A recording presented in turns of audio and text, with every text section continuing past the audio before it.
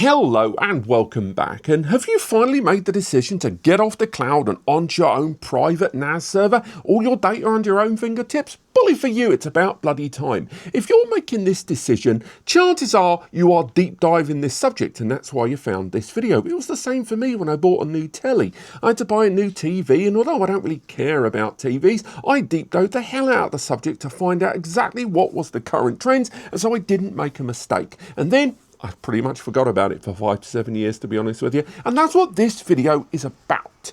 This is to help you avoid the 5 big mistakes that everybody seems to make when they buy their first NAS server. You don't want to deep dive. You don't want to spend months, weeks and years learning this subject. You just want to know what are the 5 pain points and how the hell you avoid them, and that's what this video is about.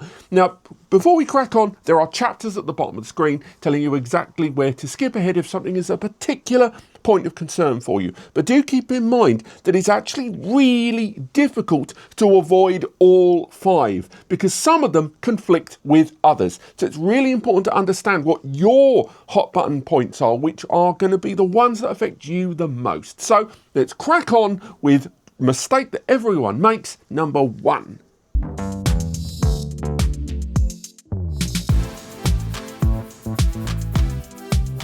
Let's talk about noise because, frankly, people who have never owned a NAS before can often overlook just how much noise these sodding things can make. It's not just like a laptop or a computer.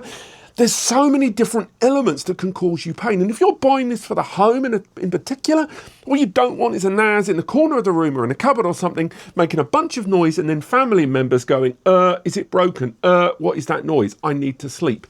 Honestly, you feel like a complete dick.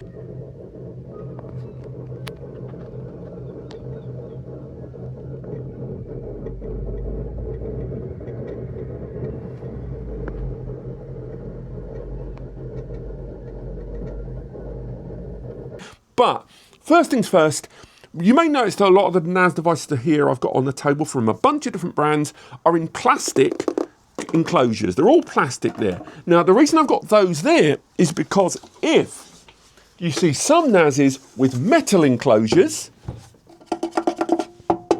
these have a tendency to amplify the general noise of the system a great deal more. They're great for heat and dissipation, hence why they're used. They look pretty nice on the eyes. But there's no avoiding that these make a lot more noise when in general use.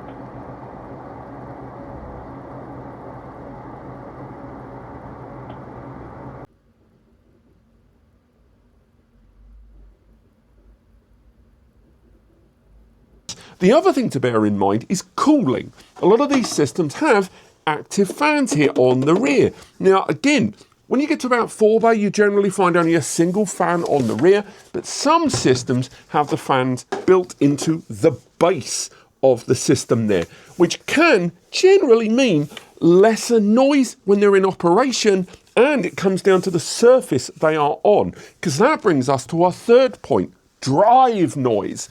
Some hard drives, depending on how they're built or the capacity, so anything above 8 terabytes, generally makes more noise because of the clicks, hums and whirs of the inside of the drive. This is called an actuator. This is reading what's on that drive, and these spinning discs here, known as platters, the bigger the drive, generally these days, the more platters are inside, and therefore the drive is working a lot harder and makes more noise. All of these, from the vibration going through to the cooling systems, all add up to clicks, hums and whirs, and just a general persistent hum that can be super irritating. So remember, 1, under 8 TB drives in non-pro and non-enterprise grade generally make much less noise.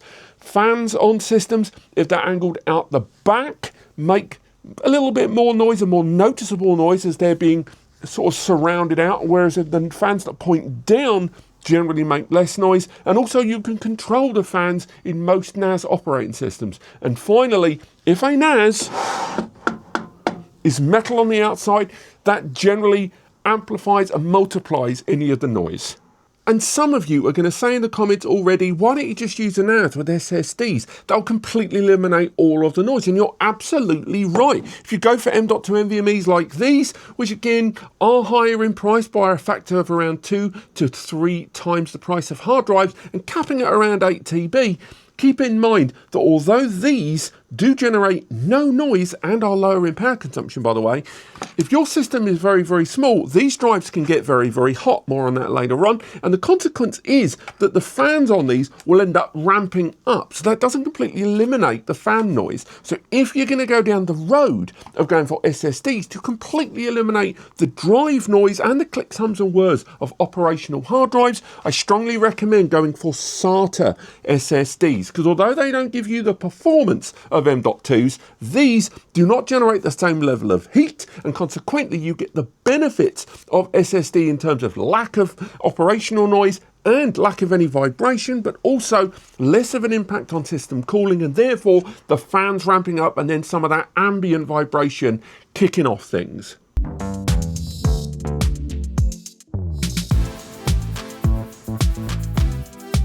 This next one sounds a bit doing a marathon before you can even crawl, but you've got to factor in scalability. Because right now on day one, you're buying your NAS thinking, oh, I've got about, I don't know, a couple of terabytes of data that I just want to, store it somewhere. And I just want just that amount of space. I'll knock on maybe 20, 30%. You need to think bigger, because once you've got your own private server up and running, you're just going to keep adding data to it. And also, unless you are especially militant on your data provisioning, you're going to have to, factor in a lot of chaff. And that is family members' data, backing up of images and stuff on your phone that isn't really that integral. Modern mobile phones can take photos these days 25 to 50 megabytes. Think of that once you hit the gigabytes limit.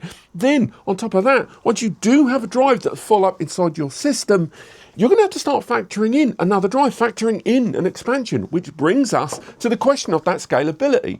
Because I strongly recommend, if you're going to buy your first NAS, you should buy one slightly bigger in terms of the number of bays. We've got a 2 bay here inside this Ugreen, and we have a 4 bay over here. The reason that's important is you don't have to fully populate. You can get the device, you can run it on just one drive, and then if you like, add drives later. So if you went for this 2 bay, and you put 2 drives inside, and you have 2 little drives working together, one as a kind of failover, and that's RAID, we'll touch on that later on. If you've got 2 in here, and one of these drives filled up, and you've got them mirrored together as a safety net, you just hit capacity, and it's harder to expand. You have to swap out the drives, get an expansion living on the side, and all that chaff. Whereas, go for the 4 bay, stick your 2 drives in there, and leave these 2 empty. And later on, when you want to add more drives, you can add them one by one, and the storage can just expand. With the added benefit that these days you can get flexible RAIDs from brands like Synology and TerraMaster that allow you to mix and match and get bigger and other drives as well. Larger capacity, mix the brands up a little bit there and enjoy the benefits that those drives bring. So again, think about scalability.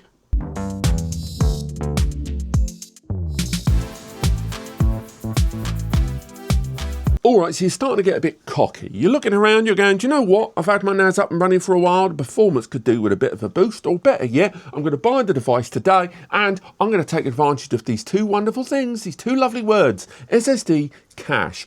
SSD cache is being thrown around like it is a skeleton key to solve all the problems on a NAS. And it just isn't. It's a great feature, but SSD cache isn't for everyone. Now, again, we're going back to this system here. As you can see in here, this is a 4 bay NAS device, but on the base, we've got 2 little SSDs inside it. We've even got a bit more RAM.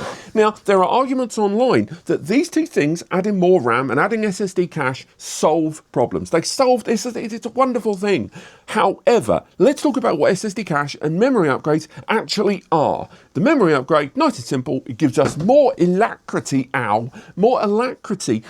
to spread towards our apps and services, and that's great. However, there is still an overhead with the CPU inside there. So if you're running a system that's got a particularly unpowered or incapable processor, chances are Upgrading the memory will do nothing. It'll just occupy the memory and not really benefit you. So make sure before you upgrade the memory, check what your CPU utilization is first. Now, when it comes to the SSDs here on the base, read and write caching is as follows. Write caching is when you send data, uploading it from your laptop, your phone, whatever, onto the NAS. What happens is with SSD write caching is it writes onto the SSDs and later on the system moves it onto the hard drives organically, and therefore it speeds up sending data. Read caching is when a copy, keyword copy, of that data on the hard drives resides on the SSDs when it's more frequently accessed, otherwise known as hot data. And that means that that data you're more commonly accessing can be retrieved a lot quicker. However, rarely is that data large blocky data, otherwise known as sequential, although that's not strictly true.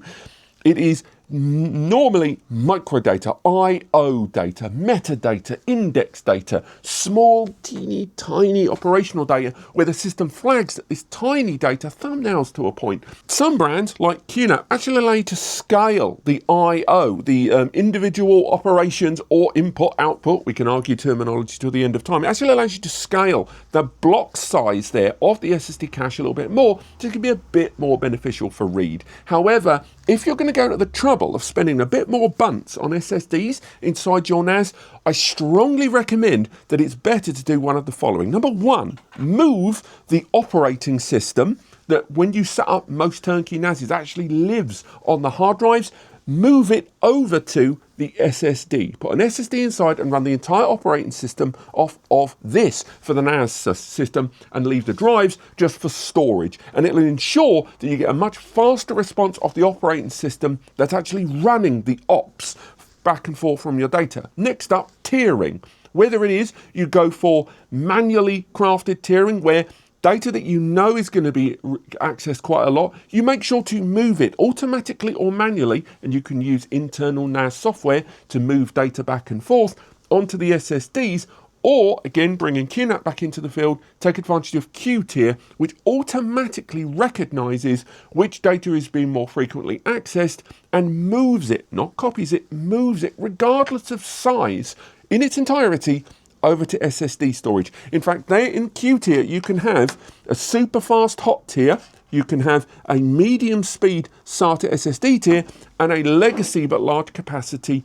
cold tier. And it moves the data as it's needed within that ecosystem. Some brands don't really do it to the same degree, or sometimes you need to use the software to manually move stuff over time. But ultimately, that's how I would integrate SSD into a NAS more generally for everyone.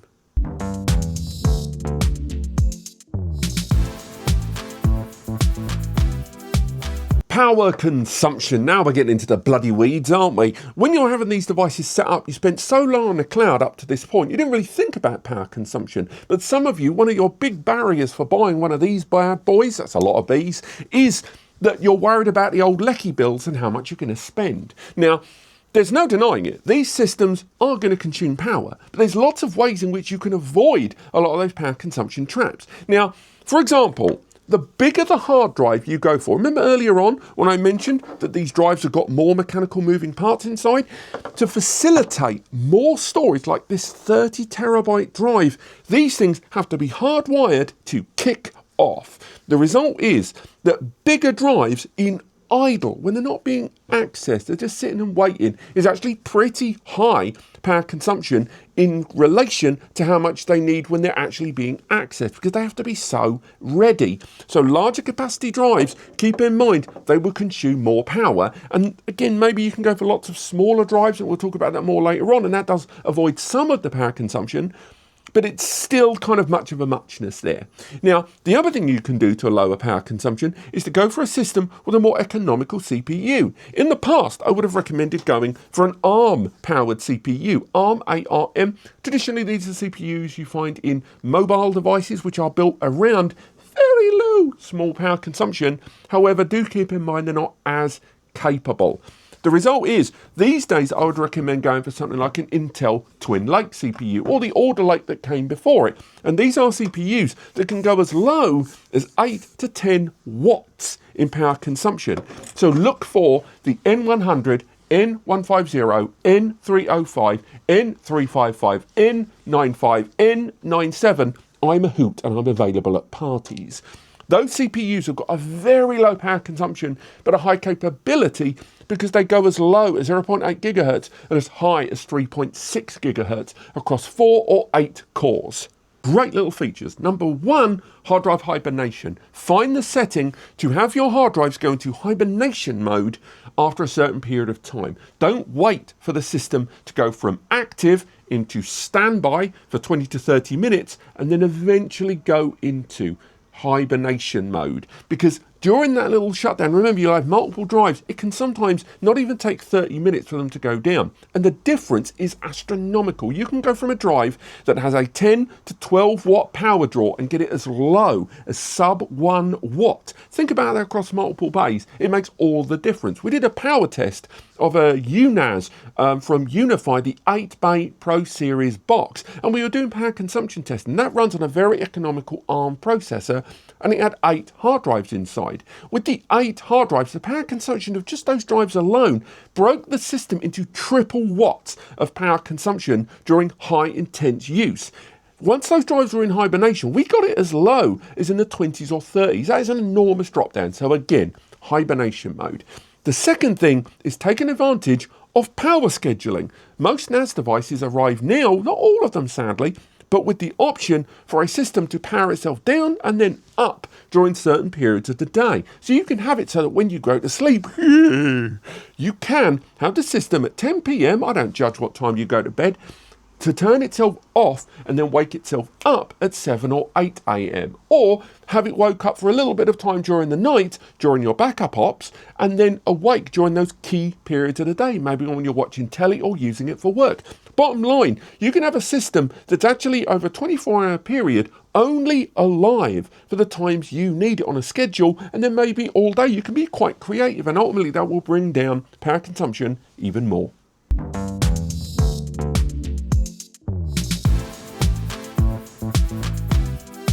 This last point is one that is often misunderstood if you don't get it quite right and does require a little bit of the old research, and that is, it is often way better in terms of your price per terabyte, arguably the metric for gauging how much you're spending on your actual storage, to buy more drives than fewer drives. This 30 TB drive, for example, retails for about $599. It actually goes up to $699 in some regions. Thank you very much, AI data centers. Now, the larger drives are selling like hotcakes anyway, but when you buy a drive, you don't want to have just one drive in your system, because if that drive dies, yes, you've got a backup, but you'll lose all of that data. And often you'll end up having to get 2. So suddenly $599 or $499 when it's on sale, maybe if you're lucky. Let's call it 500 and play fair. If it's 500 quid, that means you've spent $1,000 on 2 30 TB drives, and one of them is just there effectively as a safety net, and you've got 30 terabytes of storage. Now, at the same time that this is on sale, you can get 10 TB drives and 12 TB drives for sub 200 nicker. So if let's call it 200 for a 12 TB drive, that means you could get 4 12 TB drives and you spent $800, not $1,000 like we did over here. You can spend $800, and if you use RAID 5, where you can have 1 drive of failure protection, you've got 3 12 TB drives remaining. You spent $200 less, and you've got 36 terabytes instead of 30. You've actually saved a pile of money, and you've got more storage. But it doesn't stop there, because if you've got multiple drives, that means you've got multiple drives being read and written to simultaneously. The result is your performance is higher as well. Now, it's not perfect, as I say.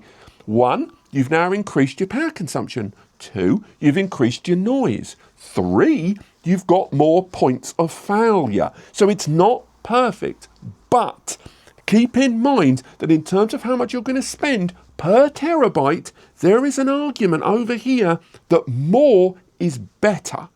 And there you go. Those are the 5 big mistakes that everyone seems to make when they buy their first NAS. Well, you're not going to make them because you did your research. Well done. Now, if you want to learn more and you need more guidance and help, link below or other videos and other written guides over at NAS Compares, linked in the description, specifically tailored to people buying their first NAS solution for different tailored needs. Now, if you found this video helpful, and if you were going to shop at the stores linked in the description below anyway, and if you do want to support what me and Eddie do here, it's just us doing this, and most people watch these videos, never come back because you're looking to make this purchase and set up and forget. But if you want to help us out, use the links in the description to buy your NAS device or your hard drives or whatever. We get a small commission on anything that is purchased via those links, a little tiny commission, and it allows us to keep doing what we do, and it costs you nothing extra, and it supports content creators like us. And this isn't just us, this is every YouTube channel you ever watch. But thank you so much for watching, and I'll see you next time.